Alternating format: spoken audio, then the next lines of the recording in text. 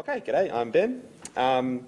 This project is about bringing in sunlight and a sense of space in a tiny footprint on a difficult south-facing site buried behind a heritage facade and between neighbouring buildings. It's also about design flexibility, making design decisions during the process due to constraints that only became evident during the council planning process and construction. But with one strong central idea, we found there can be flexibility to change other elements, and sometimes constraints can be the catalyst for interesting solutions that you wouldn't have otherwise thought of. So the main idea was this trafficable transparent floor that channels natural light and warming winter sun through the new upper level into the living rooms below, creating an unexpected sense of space and connection with the world beyond in an otherwise potentially really dark south-facing space. This project has been in our office for 6 years. The clients lived overseas in Singapore and then The Hague throughout the whole process. So we relied on Zoom and FaceTime long before they became important in the last year. It's a huge leap of faith, isn't it, for a client undertaking a building, particularly from afar from overseas. But fortunately, I had a relationship with them, having designed a house for them 10 years ago at my former employer, so we had a good working relationship. I helped them purchase the property, visiting lots of open for inspections, and even doing feasibility sketches before they bought it. The sort of stuff you'd never do now, but when you're starting out, you have to make these compromises.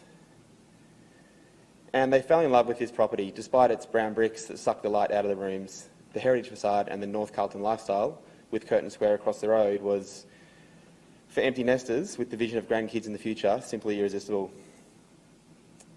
The only downside was the orientation, north to the front, which, with that heritage facade, would make it difficult to get light into the living rooms at the back.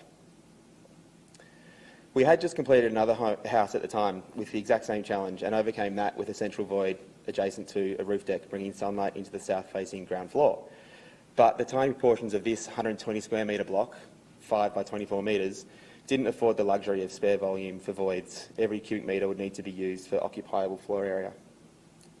So from the start, our strategy was to bring that unobstructed sunlight and treetop views over Curtin Square deep into the living rooms below through a trafficable glass floor.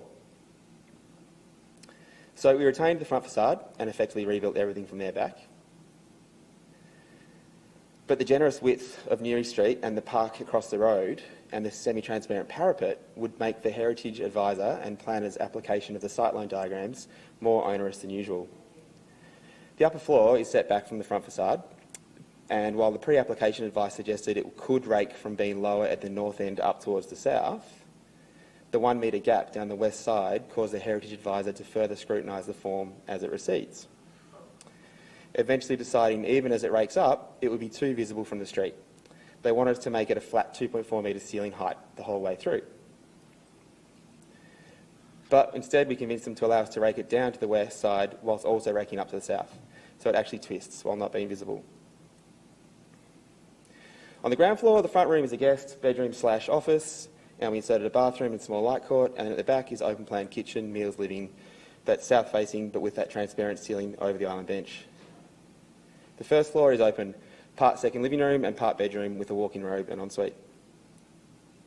The other change dictated during the planning process was the size of the roof deck. Our original proposal had a large roof deck sitting further forward, albeit still concealed behind that parapet. But the objections were upheld by council for no real planning reasons except for placating neighbours, and the deck had to be moved back to line up with the neighbouring first floor. But rather than just shrink the deck, we brought it inside and overlapped those spaces.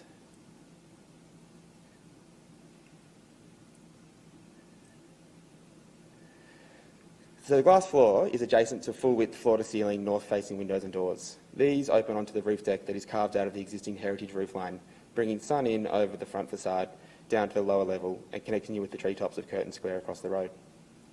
The ceiling is only 2.4 metres high at its northern end, tucked behind that heritage parapet, but it rakes upwards towards the south in two symmetrical parabolas, twisting around a central axis to become a pitched roof at the rear, where it frames an electrically operable window oriented to catch prevailing cool southerly breezes.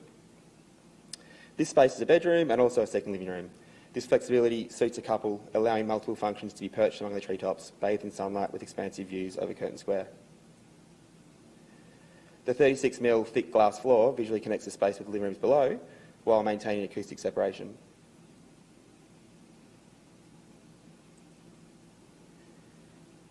those recycled solid timber stair treads semi-cantilever over the storage, maximising sense of light and space.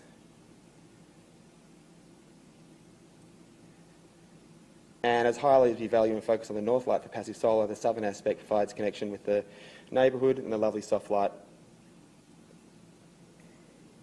The timber decking from above wraps down through the skylight under the bulkhead to become the ceiling to the kitchen. Those reflective surfaces increase the sense of space and illuminate the warm natural timber while creating this sort of ethereal connection with the world beyond.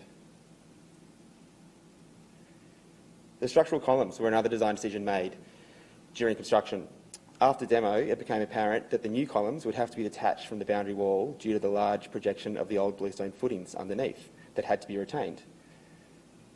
These columns had to move 300 millimetres into the room on a 5 metre wide block, but we turned this spatial imposition into an opportunity for floating shelves, adjusted to complement the zones adjacent.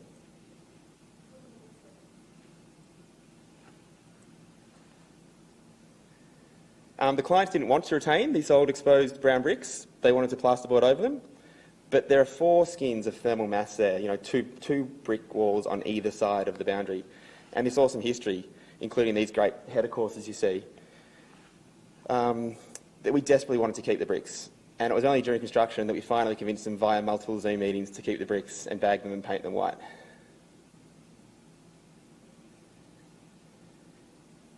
And the rear responds to its context, aligning with the form of the eastern neighbour and curving away from the secluded private open space to the west.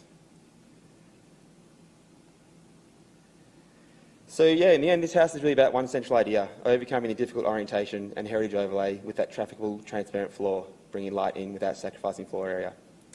From there, it required a lot of flexibility along the way. The design wasn't all premeditated like it often is, but it had to evolve around the other constraints that only became apparent during the planning and construction processes. And I'm embracing of the theory that constraints can often be the catalyst for the most interesting design outcomes. And the result is a series of spaces that preserve the heritage significance while providing a sense of light and space greater than its modest footprint and connecting the occupants with the elements and the world beyond. Thank you.